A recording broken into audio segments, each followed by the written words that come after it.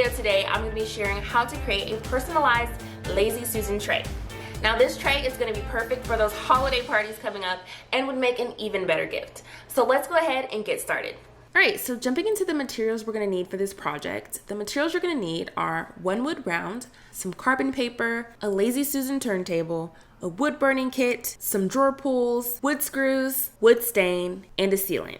The tools you're going to need for this project is a sander and a drill. So the first thing that I did was I created this design on my computer and I got it printed out, and now all I'm going to do is cut that out so that I'll be able to trace this onto my wood round.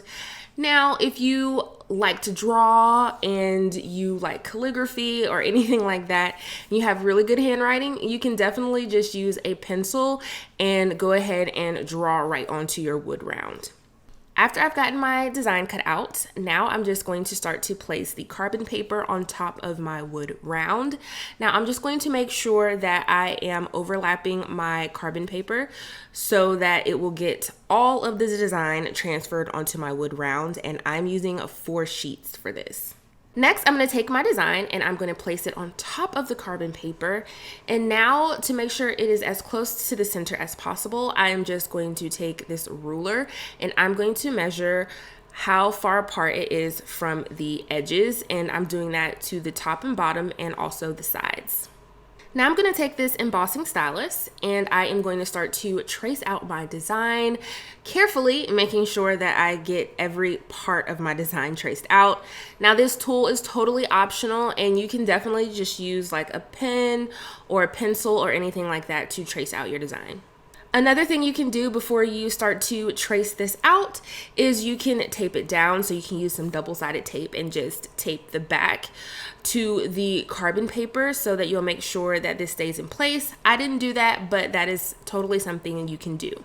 As you're going along and tracing this out, I would recommend just lifting this up a little bit to make sure that you are transferring your image onto your wood round. After I'm done, I'm just removing my design from the top and my carbon paper to reveal my design. And you don't have to toss the carbon paper away because you can use any parts of it that did not transfer onto your wood round.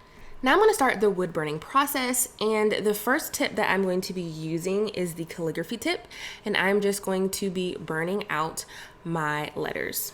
One good PPE to have when you are burning out wood is a respirator mask, so you will not be breathing in the smoke. And you can also use gloves when you are doing this if your tool starts to get too hot. After I finish burning out the letters, I switched to my dot tip and I am going to use this to burn out the lines for my circle. The last tip that I'm going to be switching to is the stencil cutting tip, and I'm just going to use this one to burn out my flowers and my leaves. So before I finish burning everything out, I realized that I wanted some more leaves on here. So I'm just taking that same carbon paper and I'm using one of the spaces that I did not use when I transferred the carbon onto my wood round, and I'm just going to trace out some more leaves. Now, if you mess up when you are transferring your image and the placement is wrong or anything like that, you don't have to worry because you can just use your sander and you can sand off any areas that you might have messed up.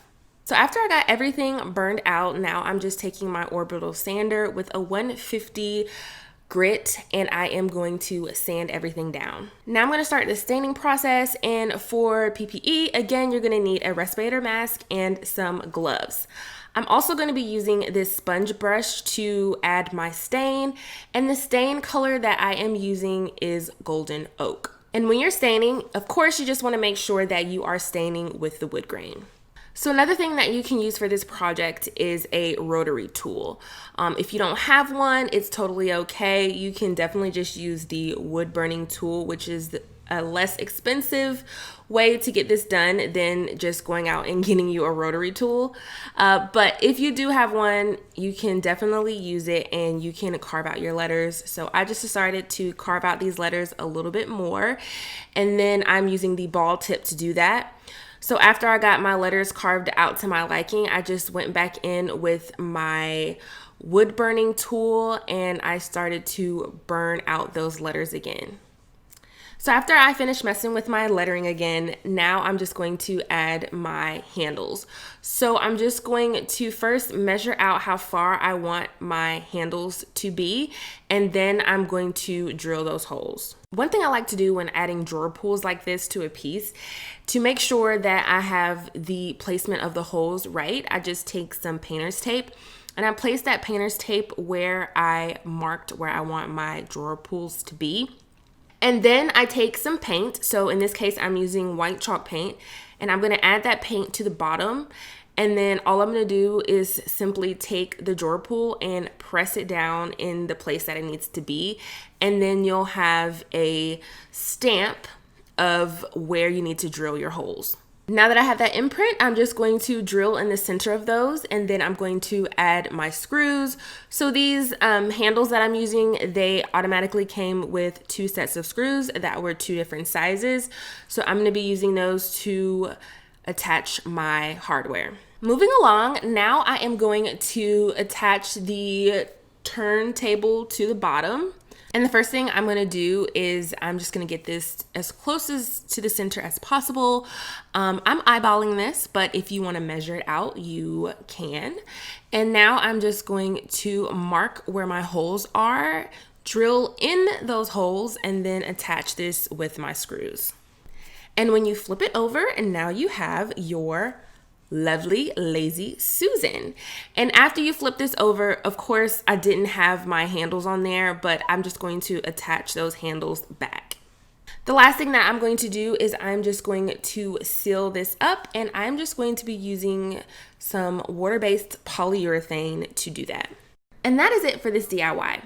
I love how this turned out.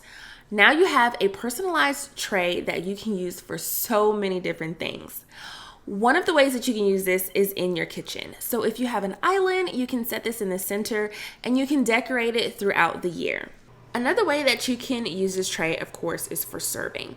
So if you want to invite a friend over or a family member and you want to have some coffee or tea, this would be perfect to add everything to.